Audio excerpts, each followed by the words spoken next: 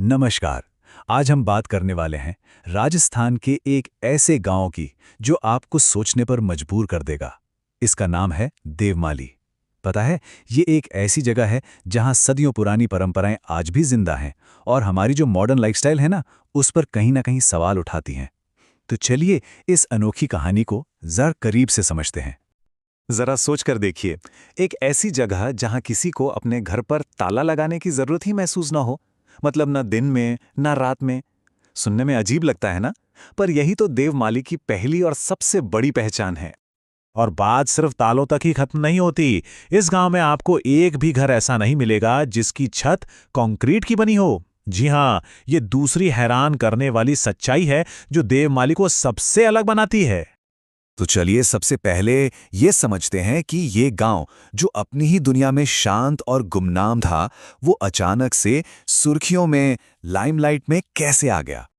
तो हुआ ये कि साल 2023 में सब कुछ बदल गया। भारत सरकार ने देवमाली को सर्वश्रेष्ठ पर्यटन ग्राम पुरस्कार से नवाजा और बस अचानक से एक गांव जो बाहरी दुनिया से लगभग कटा हुआ था, वो सबके आकर्षण का केंद्र बन गया। और यहीं से एक बहुत ही दिलचस्प कहानी शुरू होती है। अब सवाल ये उठता है कि आखिर ऐसा क्या है जो इस पूरे समाज को एक साथ ऐसे बांधे हुए है। मतलब बिना तालों के, बिना पक्की छतों के, कैसे? चलिए उन गहरी मान्यताओं को समझते हैं जो इस अनोखे समाज की नींव हैं। देखिए, देवमाली की जीवन शैली असल में दो मजबूत पिलर्स पर टिकी है। पहला, पक्की छतें ना बनाना। ये प्रकृति और भगवान इंद्र के प्रति उनके सम्मान को दिखाता है। और दूसरा, ताले ना लगाना। ये उनके अटूट आपसी विश्वास का सबसे बड़ा सबूत है। और इस सब के पीछे का मूल मंत्र बस यही एक लाइन है। यहां मैं से ज्यादा हम की अहमियत है। मतलब व्यक्तिगत फायदे से ऊपर पूरे समुदाय का भला रखा जाता है। और इसी सोच ने उस विश्वास की नींव रखी है जहां तालों की कोई जगह ही नहीं है। ये जो विश्वास है ना, ये कोई हवाई बात नहीं है। इसके पीछे एक बहुत मजबूत सामाजिक ढांचा है। गांव के बड़े फैसले पंचायत मिलकर करती है। छोटे मोटे झगड़े आपसी बातचीत से सुलझ जाते हैं। सुख दुख सब मिलकर बांटते हैं। और बच्चों को तो बचपन से ही ईमानदारी और सहयोग सिखाया जाता है। तो वहां अपराध की सोच पनप ही नहीं पाती। लेकिन इस अवार्ड ने देवमाली की कहानी में एक नया मोड़ ला दिया। इस राष्ट्रीय पहचान के साथ साथ ऐसी चुनौतियां भी आईं जिनके लिए शायद ये गांव पूरी तरह तैयार नहीं था। ये टाइमलाइन दिखाती है कि बदलाव कितनी तेजी से आया। सोचिए, जहां सैकड़ों सालों तक सब कुछ अपनी गति से चल रहा था, वहीं 2023 के बाद अचानक सब कुछ बदल गया। पर्यटक, मीडिया, कंटेंट क्रिएटर्स, ये गांव रातों रात एक वायरल टॉपिक बन गया। और सबसे मजेदार बात यह है कि यह पुरस्कार किसी मॉडर्न फैसिलिटी या 5 स्टार होटल के लिए नहीं मिला था।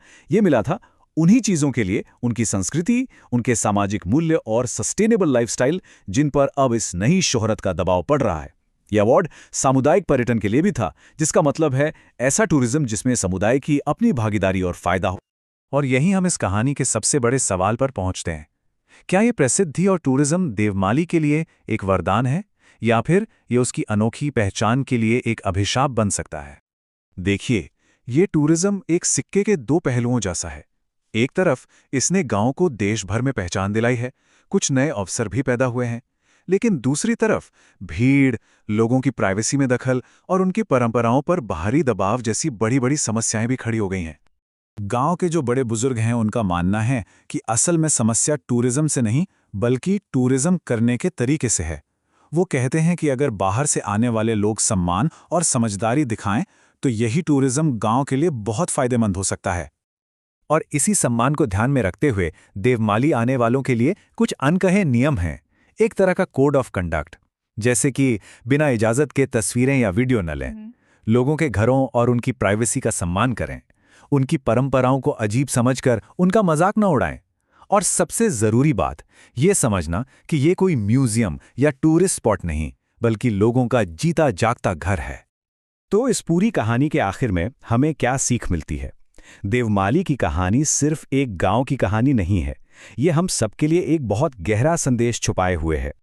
देवमाली की कहानी से हम 3 बड़ी बातें सीख सकते हैं। पहली, कि असली तरक्की या डेवलपमेंट सिर्फ कंक्रीट की इमारतों से नहीं होता, बल्कि इंसानी मूल्यों से होता है। दूसरी बात ये कि भरोसा और एक दूसरे का साथ ये आज भी किसी भी समाज की सबसे बड़ी ताकत हो सकती है।